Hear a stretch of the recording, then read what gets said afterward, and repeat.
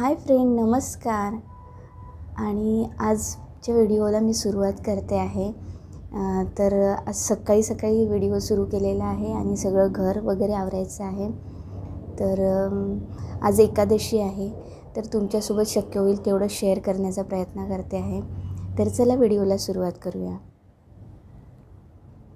त्यानंतर घरात असा सगळा पसारा पडलेला आहे. रात्री मुलं अभ्यास करत होते, त्यानंतर श्रेणील खेळत होता. तर इथे सगळं असं पडलेलं होतं. तर हे सगळं आवरून घेणार आहे आणि चला तुमच्यासोबत शेअर पण करते करता. आता सोफा आवरून घेतलेला आहे आणि श्रेणील पण उठला आहे तितक्यात. तर इथेच जे कार्पेट पडलं होतं ते पण उचलून घेतलं आणि आता बाल्कनी धुवायला घेणार आहे. तर इथपर्यंत हे आवरून झालेलं आहे. तर बाल्कनी धुवायला घेताना मी पहिले सगळ्या बाल्कनीतला पसारा उचलून घेतला आणि मग त्यानंतर बाल्कनी झाडून घेते आहे. तर इथं ग्रीन कलरची आमची मॅट असते, तर त्याच्यावर भरपूर धूळ जमलेली असते. 2 दिवस 1 दिवस राहिली तरी पण त्यावर धूळ येते. तर मग ती मस्त झटकून घेतली, ती बाजूलाच पडलेली आहे. आणि बाल्कनीत भरपूर पसारा झालेला आहे. पसारा म्हणजे श्रीनीलची प्रॅम, खेळणी, हा सगळा पसारा आम्ही बाल्कनीत ठेवतो. तर मग तो बाजूला करताच वेळ गेला. आणि आता पूर्ण बाल्कनी माझी झाडून झाली. तर बाल्कनी बघा, झाडून घेतल्यावर सगळं पसारा इकडे तिकडे आवरूनच झालेला आहे. म्हणजे सगळं उचलल्याच गेलेलं होतं. आता हा कचरा मी एका ठिकाणी ठेवून सगळा कचरा सुपलीत भरून घेते. तर सकाळी सकाळी कसं असतं, हे सगळं झाडून झुडून झालं की चांगलं फ्रेश वाटतं. त्यातल्या त्यात आज एकादशी आहे. मग एकादशी आहे म्हणून मी हे सगळं आवरून घेणार आहे, झाडून घेणार आहे. स्वच्छ करून घेतलं की मग छान वाटेल आणि घरात पण प्रसन्न वाटतं. तर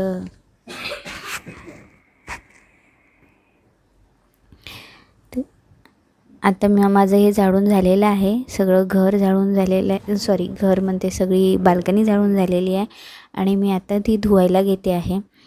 तर बाल्कनी धुवायला घेताना मग मी काय केलं, पाणी आणि ब्रश घेतला. खराटा घेतला नाही आज, कारण मी झाडताना छान दाबून झाडलेलं होतं आणि वेळ पण कमी होता. एकादशी आहे त्याच्यामुळं बाकीचे पण कामं मला आवरायचे आहे. तर इथं मस्त मी पाणी घेतलं आणि लगेच ब्रशनी हे पाणी ओढून घेतलं. तर लगेच ओढून घेतलं तर एक फायदा होतो की बाल्कनी लगेच सुकते आणि मग सुकली की मग घरात पाय होत नाही आणि रांगोळी काढायला पण आपली बाल्कनी किंवा आपलं अंगण आपल्याला स्वच्छ आणि कोरडं मिळतं. तर मी हे लगेच काढून घेतलं पाणी. आणि पावसाचे दिवस आहे त्याच्यामुळे शेवाळ वगैरे व्हायची भीती असते किंवा मग घसरडं होतं. तर त्याच्यासाठी मी लगेच धुवून घेतलं. आणि इथे उठलेले आहे श्रेणील, मुग्धा. तर ते सोफ्यावर येऊन बसलेले टी व्ही बघत आहे आणि मी घर घेतलेले आहे झाडायला. तर मी घर झाडून घेते आहे आणि ते दोघंजणं मस्त सोफ्यावर बसून टी व्ही बघत आहे.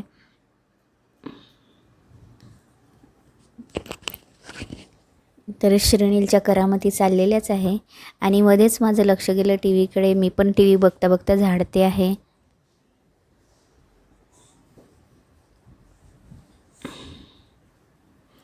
तर टी व्ही बघता माझं झाडणं पण चाललेलं होतं आणि मध्ये मुलं काय बघत आहे याच्याकडे पण मी लक्ष देत होती की त्यांचं काय चाललं आहे, काय बघतात आहे.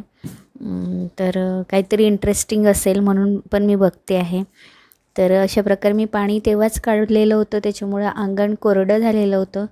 आणि मग मी लगेच रांगोळी पण काढून घेतली, कारण बाकीची पण कामं आवरायची असतात. मग एकापाठोपाठ ही कामाचा या कामाचा एक सिक्वेन्स ठेवला तर कामं पटापट होतात आणि ते करायला आपल्याला एक वेगळी एनर्जी मिळते किंवा आपल्याला मग ते करण्यात आनंद येतो. म्हणजे सगळं वेळच्या वेळी होतं. तर आता माझी झालेली आहे अंघोळ आणि आता मी देवपूजेसाठी तयार होते आहे. तर आता देवपूजा करून घेणार आहे आणि देवाला अंघोळ वगैरे घालून घेणार आहे. एकादशी आहे म्हणून थोडंसं छोटंसं अभिषेक म्हणजे फक्त दुधा दह्याने अंघोळ घालणार आहे. तर चला तुमच्यासोबत आज मी हे पण शेअर करायचं ठरवलं होतं. तर मग चला म्हटलं आता तुम्हाला ते पण दाखवूया.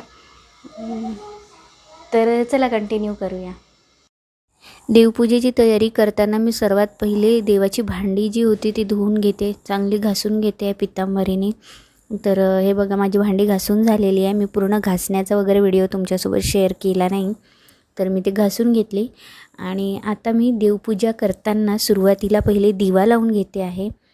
तर पूजा करताना आपण सगळेच जण पहिले दिवा लावत असतो, आणि नसाल तुम्ही लावत तर सर्वात पहिले तुम्ही दिवा लावणं सुरू करा, कारण दिवा लावण्यापासूनच आपल्या पूजेची सुरुवात होते. तर मी तरी असंच करते. तर तुम्ही पण असं करायला सुरुवात करा, दिवा लावा आणि मग पूजेला सुरुवात करा. तर इथे मी दिवा लावलेला आहे आणि आता मी पूजेला सुरुवात करणार आहे. तर घंटानाद करून मी देवाला उठवते आहे, म्हणजे घंटी वाजवायची आणि देवाला उठवायचं.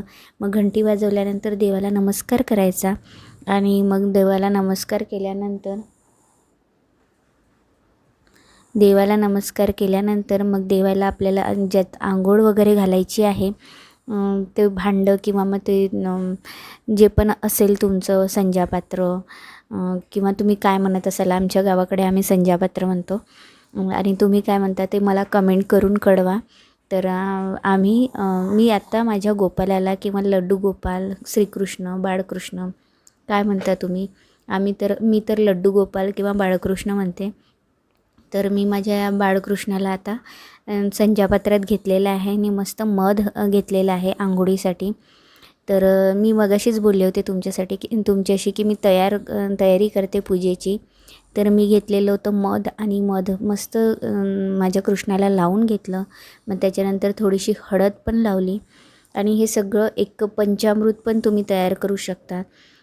मध, दूध, दही, साखर आणि तूप हे सगळं टाकून एक पंचामृत तयार करता येतं. पण मी आज पंचामृत तयार केलं नाही. कोरडं म्हणजे हळद वेगळी, फक्त कोरडी हळद बाजूला ठेवली, आणि त्याच्यानंतर मध सर्वात पहिले टाकलेले आहे. आता दूध टाकते आहे, आणि अशा प्रकारे हळूहळू गोपालाचा अभिषेक करून घेते आहे. नंतर मग असा अभिषेक माझा सुरू आहे, आणि त्याचसोबत मी गोपालाला हळूहळू त्याच्या अंगाला ते पुसून घेते आहे, आणि म्हणजे ते त्याची स्किन आहे ती चांगली दिसेल, उजळेल याचा प्रयत्न चाललेला आहे माझा करणं. आणि हळूच आता पाणी टाकून त्याचा अभिषेक करून घेते आहे, म्हणजे पाणी टाकून आंघोळ घालते आहे. तर आता मी इथे लाल कापड घेतलेलं आहे. हे तुसाचं कापड आहे, आणि तुसाचं कापड सर्वांच्याच घरी असतं. नसेल तर ते घ्या, म्हणजे ते त्यांनी देवाला कोरडं करायला बरं पडतं. आणि इथे मी अत्तर घेतलेलं आहे. सगळ्यात पहिले आंघोळ झाल्यावर मी देवाला अत्तर लावलेलं आहे, आणि मग तुळशीची पूजा करायला आलेली आहे, आणि तुळशीची पूजा करून घेतलेली आहे. त्याच्यानंतर मग मी आता कृष्णाला तयार करते आहे. तर अत्तर लावलेला आहे. व्हिडिओ थोडा मागे पुढे झालेला होता, तुळशीची पूजेचाच व्हिडिओमध्ये आला. तर इथे मी आता देवाला वस्त्र वगैरे घालून घेते आहे, आणि देवाला वस्त्र घालून घेतल्यानंतर त्यांची छान अशी पूजा करून घेणार आहे. तर मी तुम्हाला फक्त गोपालाचा अभिषेक दाखवलेला आहे, पण माझ्याजवळ महादेवाची पिंड आहे, आणि गणपती बाप्पा, सुपारीचे गणपती बाप्पा आहे. तर मग मी त्यांची पण आंघोळ घालून घेतली. ते सगळंच काही मला तुमच्यासोबत शेअर करता आलं नाही, कारण शेअर केलं तर व्हिडिओ मोठा होतो आणि तुम्ही स्किप करून बघता. मग त्याच्यापेक्षा मी ते तुमच्यासोबत शेअर केलं नाही, फक्त गोपालाची आंघोळ शेअर केली. तर आता बघा इथे मी देवाला छानपैकी गंध लावते आहे. गंध, अक्षदा, फुलं व्हायचे आहेत. छानसं असं आवरून द्यायचं आहे. जसं आपण आपल्या लहान मुलाला सजवतो, नटवतो, तसंच आपल्या गोपालाला, बाळकृष्णाला पण तयार करून द्यायचं आहे. तर इथे मोरपंखाचं मुकुट आणि ही छान छोटीशी मुजोडी मला मंदिरात मिळाली, तर मी ती पण घेऊन आली, आणि बासरी देऊन फायनल लुक तयार केलेला आहे माझ्या कृष्णाचा. आणि तुलसी दल दिल्यावरच आपण, म्हणजे तुलसीचं पान जेव्हा आपण श्रीकृष्णाला वाहतो तेव्हाच आपली पूजा झालेली असते, आणि आपण जेव्हा नैवेद्य दाखवतो तेव्हा पण तुळशीचं पान आपल्याला त्यात ठेवायचं असतं. तर इथे तुळशीची पण पूजा करते आहे. श्रीनील पण आलेला आहे आरतीला. तर तुळशीची आरती इथे आमची झालेली आहे, आणि इथे श्रीकृष्णाला पण आम्ही आरती करून आंघोळ करून तयार केलेलं आहे.